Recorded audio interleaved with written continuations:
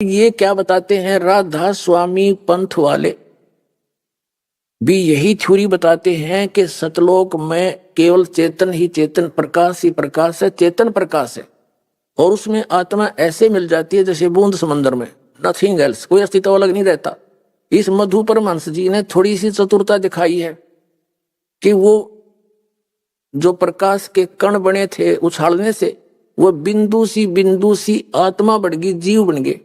और वो चेतन प्रकाश, उसने सार शब्द कहा है उसी को, सच्चा शब्द उसी को, सार नाम सतनाम आदि नाम, अमरलोक और अमर पुरुष भी उसी को बताओ, उस प्रकाश के ही पुंज को।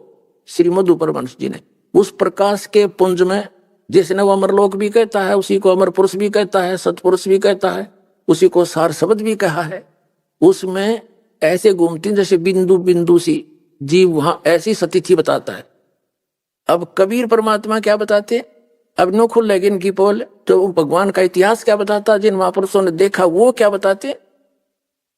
अब इनकी कत्ती वो कहा सपूड़ा साफ हो जाएगा, जनता इन्हें देखा भी नहीं इनकी तरफ। अब दिखाता आपको, ये है पवित्र कबीर सागर। जैसे ये श्री मधु परमहंस जी भी अपने आप को कबीर पंथी कहते हैं, और ये काल का पक्का दूत है। कबीर साहब के छाप लगाकर इसने वही काल वाला सारा मटेरियल भर दिया, और कबीर पंथी को आवे। ये कबीर साहब को मानता है कि कबीर साहब तो सतगुरु थे, और सतपुरुष इसने बता दिया प्रकाश का पुंज है। और यहां तक लिखा इसने कि सतपुरुष ने उस प्रकाश ने अपने आप में से मथ कर इस ज्ञानी पुरुष को, कबीर जी को निकाला। और कबीर जी अलग हैं, और वो तो लोथड़ा इसने बता रखा ऊपर क्या है। और कबीर सागर में क्या बताया है, परमात्मा स्वयं आते हैं, जैसा उनका विधान दास आपको सैकड़ों बार बता चुका है। सतलोक से चलकर आते हैं, अपनी नेक आत्माओं को मिलते हैं, चारों वेद गवाही देते हैं। उसी नियमानुसार वो परमात्मा सतपुरुष कबीर जी स्वयं परमात्मा है, सतलोक में साकार रूप में है, सिंहासन पर विराजमान है, उनके सिर पर मुकुट है, ऊपर छत्र है, पूरे बड़े गुम्बद के अंदर विराजमान है, मनुष्य सदृश उनका शरीर है, सब आत्माएं भी वहां पर ऐसी सृष्टि है। तो कबीर साहब जी आए, धर्मदास जी को मथुरा में मिले, एक जिंदा महात्मा के रूप में, एक साधु संत के रूप में। उनसे खूब चर्चा हुई। वो श्री राम, श्री कृष्ण और शंकर भगवान का करड़ा पुजारी था, तीर्थ व्रत करता हुआ अपना अध्यात्म कर्म कर रहा था। तो परमात्मा ने उसको काफी समझाया। तब धर्मदास जी ने पूछा कि भगवान, हे महाराज, आपने ये ज्ञान कहाँ से प्राप्त हुआ? तो परमात्मा अपने आप को छुपा कर कहते हैं कि काशी के अंदर एक सदगुरु आए हैं कबीर नाम थे जुलाहा, उनसे मुझे ये ज्ञान हुआ। फिर और कहा कि मैं फिर उनके ज्ञान से सतलोक देख कर आया हूँ, वहां ऐसा है। तो धर्मदास जी ने कहा कि भगवान, मुझे भी एक बार वो सतलोक दिखा दो। काफी आग्रह करने पर तो परमात्मा उस धर्मदास जी को सतलोक लेकर चले, वो दिखाते हैं। ये कबीर सागर संपूर्ण 11 भाग हेमराज श्री कृष्ण दास प्रकाशन बंबई से प्रकाशित है, और कोई प्रकाशन नहीं है इसका, केवल यही प्रकाशन है अभी तक। ये कौन है इसका? कबीर पंथी भारत पथिक स्वामी युगलानंद बिहारी द्वारा परिष्कृत, मुद्रक एवं प्रकाशक है खेमराज श्री कृष्णदास, अध्यक्ष श्री वेंकटेश्वर प्रेस, खेमराज श्री कृष्णदास स्मारक मुंबई के। ठीक है, अब इसमें आते हैं ज्ञान प्रकाश। अब हम 56 पृष्ठ पढ़ रहे हैं आपके सामने, ये 56 57 दिखाएंगे। जब उसने ज्यादा वाद विवाद किया तो परमात्मा गुप्त हो गए थे। 7वें दिन प्रभु प्रगट दिखाए, फिर 7वें दिन फिर मिले, धर्मदास पद गए अकुलाए। ये 56 पृष्ठ पे ज्ञान प्रकाश पे, ये कबीर सागर, ये 56 पृष्ठ है। पहले परमात्मा 2-3 बार मिले, फिर उनसे अंतर ध्यान हो गए, तो फिर 7वें दिन प्रभु प्रगट दिखाए, धर्मदास पद गए उकलाए, उनके पैर पकड़ के उकला के बोले, धर ही न श्वास मही निपट अधीरा, परे चरण में अक्षीण शरीरा। कुछ खाया पिया नहीं 7 दिन तक, अक्षीण शरीर हो गया उसका धर्मदास का।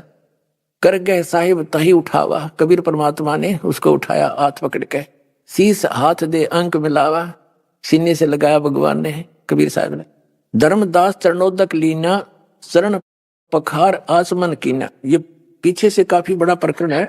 अब 57 पृष्ठ पे कबीर सागर बोध सागर का, ये 57 पृष्ठ है, ज्ञान प्रकाश का बोध सागर खंड है। धर्मदास वचन, हे प्रभु चिंता गण करु मोरा, और पुरुष दर्श देव करो निहोरा। मैं आपका आगे आपके निहोरे का ढूं, हाथ जोड़ूं, मुझे एक बार परमात्मा के दर्शन करा दे। पुरुष माने परमात्मा। धर्मदास ये हट क्या करहु, परमात्मा कबीर जी बोले धर्मदास ये हट क्या करहु, मानो वो शब्द शीस पर धरहु। हमरे गहे पुरुष पे जय है, बिना गहे वहां जा न पे है। काफी बता, फिर यहां नहीं मानना जब के कहा। धर्मदास कहते हैं तब लीला बहुत हम देखा, और पुरुष दर्श बिन रह ही रेखा, कि मैंने आपकी बहुत से लक्षण देख लिए, आप अंतर ध्यान हो जाते हो, फिर आ जाते हो, पर जब तक मैं भगवान नहीं देख लूंगा इतने मेरे जैसे कोई ना मन में दोष रहा रहेगा। जो किंकर पर होए दयाला, तो छिन्न में होए गत उर्साला, ये होए है। अब परमात्मा कहते हैं सतगुरु रूप में, सतगुरु वचन क्या कहते हैं, धर्म नी जो ऐसो चितकीना। धर्मदास ने जब ऐसी बात अड़ा दी तो तन तद चलो लोक परवीना। कबीर साहब बोले इस शरीर ने छोड़ो और चल मेरे साथ। राखे उतन गौन ले हंसा, उस शरीर को गुप्त कर दिया परमात्मा ने, छुपा दिया कहीं पर। और तहां पहुंचे जा किले संसा, लवन एक में पहुंचे जाई, एक अक्षर में पहुंच गए सतलोक में। अवगत लीला लखे को भाई, शोभा लोक देख सुख माना। धर्मदास ने, और उदित असंग शशि और भाना। वहां पर ऐसा लोक की शोभा है, उस सतलोक अमरलोक जिसको कहते हैं, वो एक पृथ्वी है, और वो भी चमकीली है, उसका भी बहुत घना प्रकाश है, सफेद प्रकाश उसका भी। और वहां क्या किया परमात्मा ने, जब सतलोक में पहुंचे तो वहां साधु रूप में गए थे नीचे से।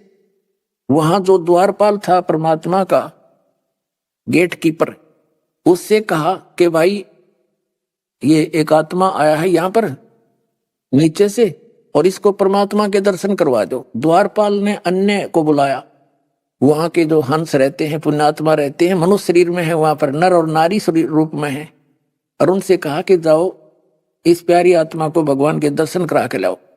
उनकी सभी वर्णन कर रखा कबीर सागर में धर्मदास जी ने। तो वो लेकर चले उनको, उनके गले में माला थी, नाक सुंदर थे, कान भी बड़े अच्छे थे, सारी वर्णन कर रखे। और वहां जाकर जब